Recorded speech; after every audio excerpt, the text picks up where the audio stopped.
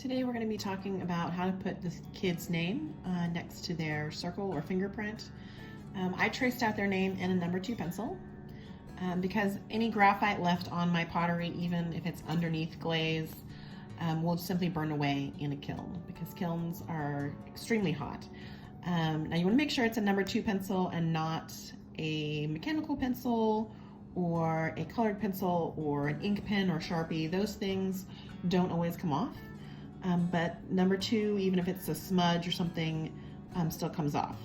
What I do is I write their name so that I know which candy is theirs, and then I erase, because when letters are this small, it's not really going to help me to trace over them. When I'm doing much larger letters, I just leave the pencil underneath, because in that case it does help to have lines to trace over. We are using the smallest brush I can find. This is about a $2 brush from the pottery store, and I think there's a little 40 right there. We are using Mayco Pottery glaze. It is food safe, and this color Tuxedo is a black color. Black is really good for lettering because it is very pigmented and dark.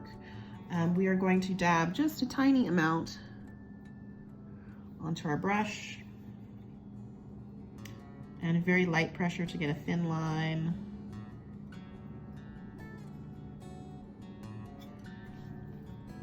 And if we make a mistake, we can let this dry for about 5 minutes and then sand it off and start again.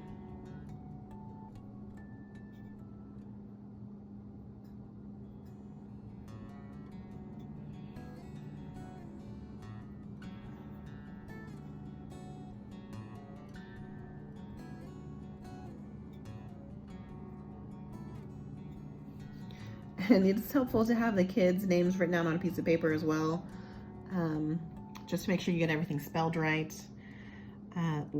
Words tend to lose their meaning when you're really focusing on painting a single letter at a time. It's very easy to misspell.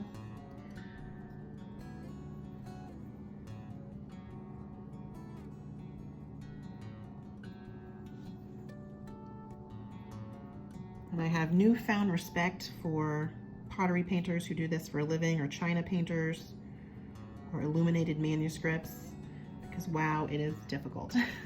So that says Matilda, and as always, thank you for watching, and don't forget to like, comment, or subscribe.